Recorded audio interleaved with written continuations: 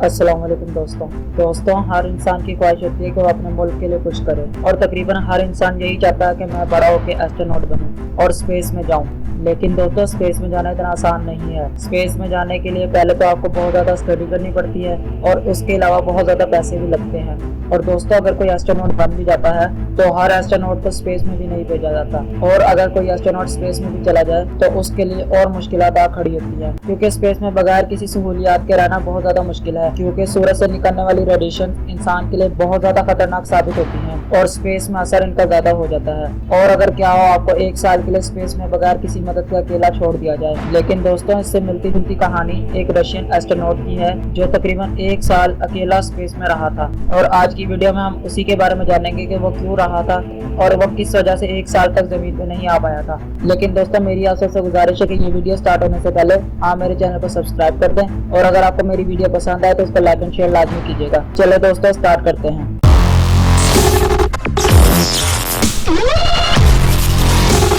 दोस्तों ये कहानी है रशियन एस्ट्रोनॉट सर्गी क्रिकलेव की, जो 1 साल से ज्यादा स्पेस में बगैर किसी मदद के रहे थे, वो भी अकेले। दोस्तों सर्गी क्रिकलेव 1958 को रशिया में पैदा हुआ था। दोस्तों सर्गी क्रिकलेव को बचपन ही से एस्ट्रोनॉट बनने का शौक था और उन्होंने 18 साल की उम्र में इसको सच्चा साबित करने की कोशिश शुरू कर दी, और फिर उन्होंने 1981 को अपनी डिग्री कंप्लीट करने के बाद सोवियत यूनियन की स्पेस एजेंसी के अंदर काम करना शुरू कर दिया। दोस्तों सर्गी क्रिकलेव की मेहनत और काबिलियत की बिना पर उसको स्पेस स्टेशन में भेजने का इरादा कर लिया गया।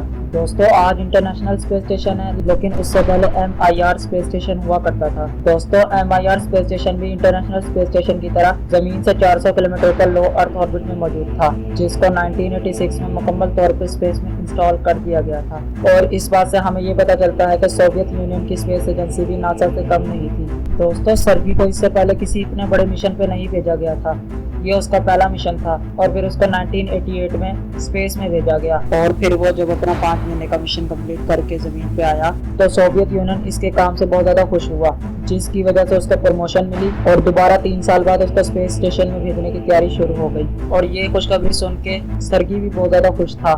लेकिन दोस्तों 1990 में कुछ ऐसा हुआ जिससे सब कुछ पलट गया। दोस्तों सोवियत यूनियन में कुछ हिस्सों में लड़ाई का माहौल बनना शुरू हो गया, क्योंकि उस वक्त के प्रेसिडेंट कुछ ऐसे ऑर्डर्स दे रहे थे जो अवाम को नामंजूर थे, और इसी वजह से अवाम सड़कों पर निकल आई थी। और फिर ये तकरीबन 1 साल तक यानी कि 1991 तक सब कुछ बेहतर हो गया। लोगों को लगने लगा कि प्रेसिडेंट हमारी बात पर तवज्जो देते हैं।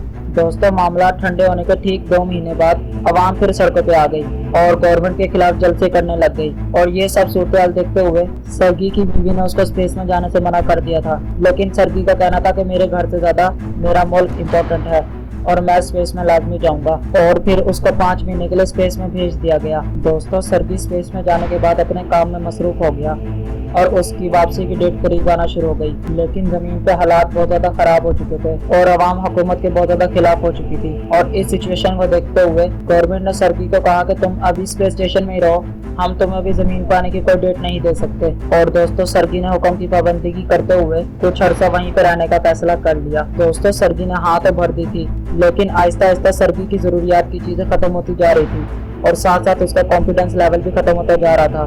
दोस्तों मैं आप सबको बताता जाऊँ कि स्पेस में 3 महीने तक अगर इंसान रहे तो वो सूरज से आने वाली खतरनाक रेडिएशन का शिकार हो जाता है। और दोस्तों ये रेडिएशन इतनी ज़्यादा खतरनाक होती हैं कि इससे कैंसर, टीबी और ट्यूमर जैसी बीमारियों का खतरा बहुत ज़्यादा बढ़ जाता है। दोस्तों अगर आपके जिस्म में इतनी ज़्यादा ताकत है कि वो इन सब चीज़ों से लड़ ले, तब भी आप स्पेस में इतना अर्सा नहीं रह सकते, क्योंकि इससे आपका इम्यून सिस्टम खराब हो जाता है, जिससे छोटी सी छोटी बीमारी भी आपके लिए जानलेवा साबित हो सकती है।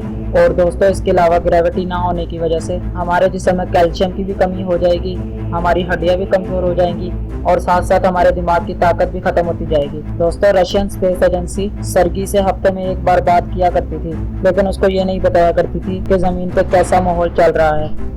और सर्गी की बीवी भी उससे बात किया करती थी और वो भी उसको इसके बारे में कुछ नहीं बताया करती थी। दोस्तों लोगों का कहना है कि सर्गी की बीवी उसको इसलिए नहीं बताया करती थी ताकि वो टेंशन का शिकार ना हो जाए, लेकिन बाद में पता चला कि उसको ये बताने की इजाजत नहीं थी। और दोस्तों अब सर्गी का कॉन्फिडेंस लेवल भी बहुत ज्यादा कम होता जा रहा था। जो मिशन अक्टूबर 1991 को कम्प्लीट होना था वो अभी तक खत्म होता नजर नहीं आ रहा था। और दोस्तों फिर 25 दिसंबर 1991 को खराब हालात की वजह से रशिया के प्रेसिडेंट ने रिजाइन दे दिया और फिर सोवियत यूनियन 15 15 हिस्सों में तकसीम हो गया, जिसमें बड़ी बड़ी स्पेस एजेंसी रशियन रीजन में आ गई और MIR स्टेशन भी रशिया का हो गया। दोस्तों सर्गी इतना अर्सा स्पेस में रहा, इस वजह से उसको कैल्शियम की कमी भी हो गई, उसके मसल्स भी कमज़ोर हो गए और उसकी दिमागी हालत भी काफ़ी ज़्यादा ख़राब हो चुकी थी। और दोस्तों सर्गी ने यह भी बताया कि जनवरी 1992 में उसकी दिमागी हालत इतनी ज़्यादा ख़राब हो चुकी थी कि वो सुसाइड करने लगा था, लेकिन उसको उसी वक्त ये खबर मिली कि फरवरी के पहले हफ्ते उसको ज़मीन पर वापस लाया जाएगा। और ये खबर सुन के सर्गी का कॉन्फिडेंस लेवल दोबारा से बढ़ चुका था। लेकिन दोस्तों फिर उसको ये कहा गया कि अगले 2 या 3 महीनों के अंदर अंदर तुम्हें ज़मीन पर लाया जाएगा। और फिर उसको 25 दिसंबर 1992 में ज़मीन पे लाया गया और उसने आते ही सबसे पहले अपनी फैमिली से मुलाकात की। तो दोस्तों ये थी आज की वीडियो, पसंद आए तो इसको लाइक एंड शेयर लाजमी कीजिएगा। चले मिलते हैं एक अगली शानदार वीडियो में, तब तक के लिए अल्लाह हाफिज।